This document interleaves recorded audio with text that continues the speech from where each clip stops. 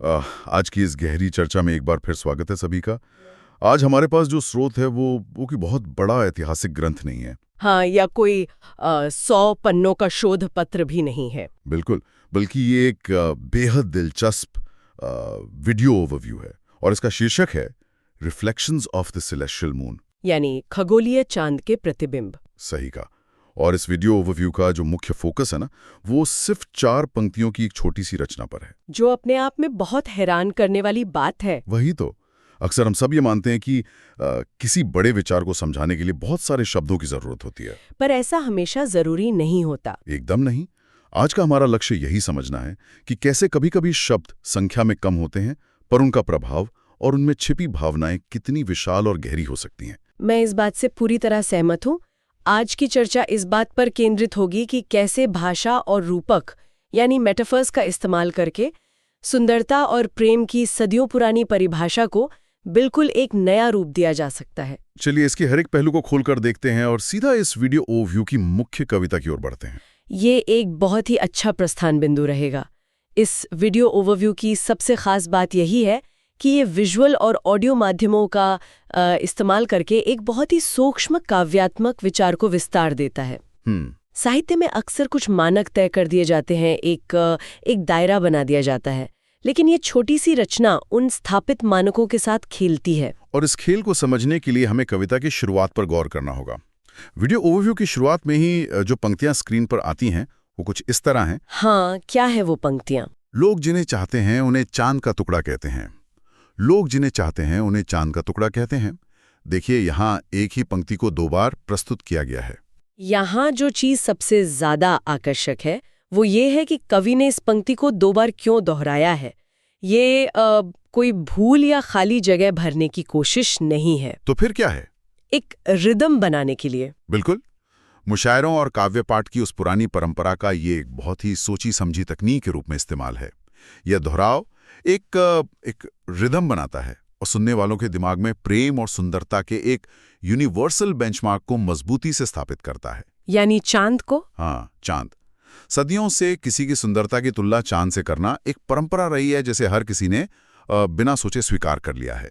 यह सच में एक बहुत ही दिलचस्प मनोवैज्ञानिक पहलू है।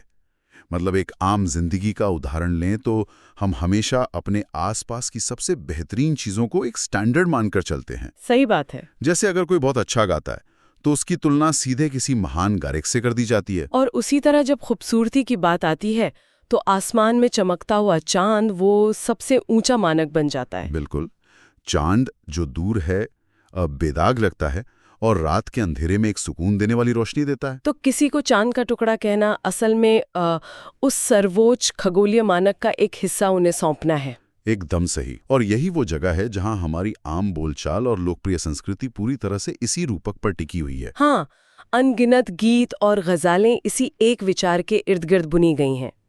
ये दोहराव एक तरह का कंफर्ट जोन तैयार कर देता है। राइट। सुनने वाले को लगता है कि ये तो वही पुरानी बात है जो हमेशा से कही जाती रही है। हम उस परिचित दुनिया में पूरी तरह से खो जाते हैं जहां चांद ही सुंदरता का आखिरी मुकाम है। लेकिन फिर अब यहाँ पर बात सच में बेहद दिलचस्प हो जाती है। वीडियो ओवरव्यू का पूरा टोन अचानक से बदलता है और अगली पंक्तियां सामने आती हैं। हाँ, वो पंक्तियां हैं, पर आपको देखकर लगता है कि चांद आप ही का एक टुकड़ा है। अगर हम इस बात को थोड़ा और व्यापक संदर्भ में देखें तो ये उलटफेर यानी इन्वर्जन अपने आप में एक बहुत बड़ी साहित्यिक घटना है। मतलब पूरा ब्रह्मांड ही पलट दिया कवि ने। बिल्कुल। ये सिर्फ एक पंक्ति का बदलाव नहीं है, बल्कि पूरे ब्रह्मांडीय पदानुक्रम को पलट कर रख देने वाली बात है। जो चांद कल तक अछूता था, जो एक पूर्णता का प्रतीक था, उसे अचानक से इंसान की सुंदरता के आगे बिल्कुल छोटा कर दिया गया है। वीडियो ओवरव्यू में इस वैचारिक बदलाव को बहुत ही शानदार तरीके से विजुअलाइज किया गया है। हाँ, जहां आसमान का वो विशाल चांद सिकुड़कर उस व्यक्ति के अक्स का एक छोटा सा हिस्सा बन जाता है। ये सच में एक बहुत ही शक्तिशाली विचार है। आमतौर पर इंसान ब्रह्मांड की विशालता के सामने खुद को एक छोटे से कण के बराबर महसूस करता है। वही तो, रात के समय आसमान की तरफ देखते हुए ये एहसास होना बहुत स्वाभाविक है कि हमारा वजूद कितना छोटा है। लेकिन यहाँ इस रचना में उस विशाल और चमकते हुए खगोलीय पिंड को इंसानी भावना के सामने बौना साबित कर दिया गया है। अब वो व्यक्ति चांद का हिस्सा नहीं रहा, बल्कि खुद चांद उस व्यक्ति का एक हिस्सा प्रतीत होने लगा है। ये जो अतिशयोक्ति है या हाइपरबोले है, ये बहुत ही सूक्ष्म लेकिन गहरा प्रहार करती है। ये अतिशयोक्ति इंसान को खगोलीय तत्वों से भी ऊपर का दर्जा दे रही है। जब प्रेम या किसी के प्रति आकर्षण अपनी चरम सीमा पर होता है, तो उसके लिए दुनिया की हर महान और सुंदर चीज उसी एक इंसान से निकलती हुई महसूस होती है। क्या बात है। चांद जो पूरी दुनिया के लिए सुंदरता का एक स्वतंत्र स्रोत था, अब सिर्फ एक बाय प्रोडक्ट बनकर रह गया। सही कहा। ये विचार कि जिस चांद की तारीफ पूरी दुनिया एक स्वतंत्र इकाई के रूप में करती है, वो असल में किसी और की सुंदरता का सिर्फ एक अंश मात्रा है। ये सदियों के स्थापित काव्यात्मक नियमों को पूरी तरह तोड़ देता है।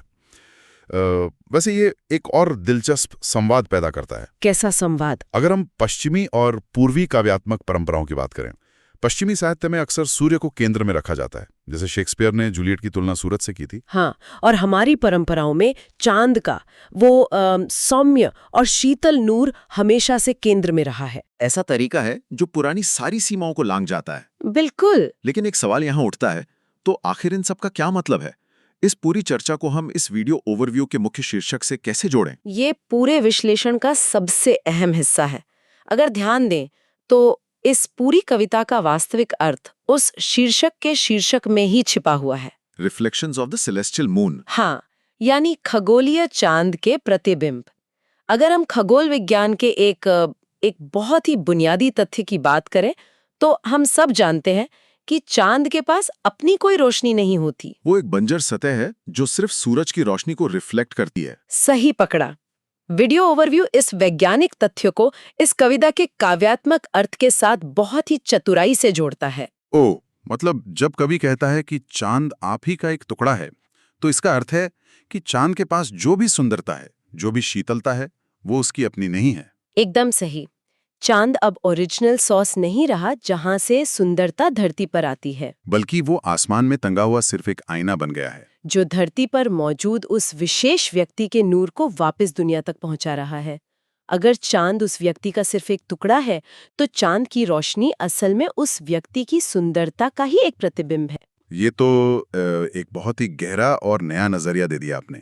आसमान में जो कुछ भी चमत्कारी लग रहा है, वो असल में इंसानी सुंदरता का ही अक्स है। ये रूपक का एक बहुत ही शानदार और परिष्कृत इस्तेमाल है, जहां प्रकृति और इंसान के बीच के रिश्ते को ही पूरी तरह से पलट दिया गया है। जब लोग चांद की तारीफ कर रहे होते हैं, तो अनजाने में उस व्यक्ति की ही तारीफ कर रहे होते हैं, क्योंकि चांद तो सिर्फ उनका एक रिफ्लेक्शन है। और ये एक बहुत बड़ा संदेश है कि कला और भाषा में कोई भी नियम पत्थर की लकीर नहीं होता।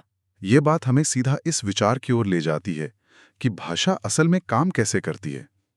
हम अपनी जिंदगी में बहुत सी चीजों को उनके स्थापित अर्थों के साथ बिना सवाल किए मान लेते हैं। लेकिन ये 4 पंक्तियों की रचना दिखाती है कि अगर हम शब्दों के क्रम को थोड़ा सा भी बदल दें, एक पुरानी परंपरा को चुनौती दें, तो देखने का नजरिया ही बदल जाता है। सच में किस तरह शब्दों का एक छोटा सा खेल एक परंपरागत सोच को तोड़कर प्रेम की एक नई और अधिक शक्तिशाली अभिव्यक्ति को जन्म दे सकता है। भाषा केवल दुनिया का वर्णन नहीं करती, वो दुनिया का निर्माण भी करती है। जब कोई ये कहता है कि चांद तुम्हारा एक टुकड़ा है, तो वो उस क्षण के लिए एक नई वास्तविकता बना रहा होता है। और सुनने वालों के लिए इसका सबसे बड़ा टेक अवे यही है, ये समझना कि हमारे शब्द हमारी भावनाओं की गहराई को कैसे आकार देते हैं। अक्सर ऐसा महसूस होता है कि भावनाओं को व्यक्त करने के लिए शब्द कम पड़ गए हैं या पुराने हो चुके हैं। और यही वो जगह है जहां रचनात्मकता या क्रिएटिविटी अपना काम करती है। हम अपने जज्बात बयां करने के लिए सदियों पुरानी सीमाओं को तोड़ सकते हैं। चांद जैसे साधारण शब्द को एक बिल्कुल नई सांचे में ढाला जा सकता है। ये हमारी सोचने समझने की क्षमता को विस्तार देता है। ये सच में भाषा पर फिर से विचार करने के लिए प्रेरित करती है। अगर थोड़ा सा ठहर कर शब्दों के पीछे छिपे अर्थों को देखा जाए, तो एक पूरी नई दुनिया खोजी जा सकती है। यह यात्रा ये भी स्पष्ट करती है कि रूपक कभी स्थिर नहीं होते। समय और अनुभव के साथ उनका विकास होता रहता है। जो चांद कल तक सुंदरता का अंतिम प्रतीक था, वो आज एक इंसानी छवि का महाजिक हिस्सा बन गया है। और यही विकास भाषा को जीवंत बनाए रखता है। चर्चा को समाप्त करते हुए एक नया और थोड़ा सोचने पर मजबूर करने वाला प्रश्न सभी के लिए छोड़कर जाना चाहूंगा। जरूर, यह हमेशा दिलचस्प होता है। इस प्रश्न पर वीडियो ओवरव्यू में कोई चर्चा नहीं की गई है, लेकिन आज के इस पूरे विश्लेषण के बाद ये विचार मन में आना स्वाभाविक है। क्या है वो विचार? अगर चांद, जिसे सदियों से परिपूर्णता का प्रतीक माना गया है, वो किसी इंसान के अस्तित्व का सिर्फ एक छोटा सा टुकड़ा बन सकता है, तो क्या ब्रह्मांड की वास्तविक सुंदरता इन तारों और ग्रहों में बसी है? या फिर उस इंसान की नजर में जो इस सुंदरता को देख और महसूस कर रहा है? सही पकड़ा।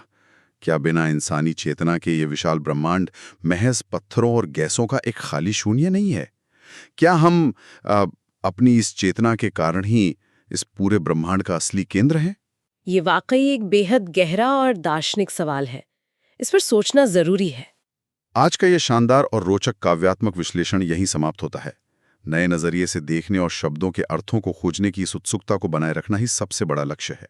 और अगले ऐसे ही किसी दिलचस्प विषय के साथ मिलकर फिर कुछ नया सीखेंगे। बिल्कुल। तब तक मुस्कुराते रहिए और सोचते रहिए।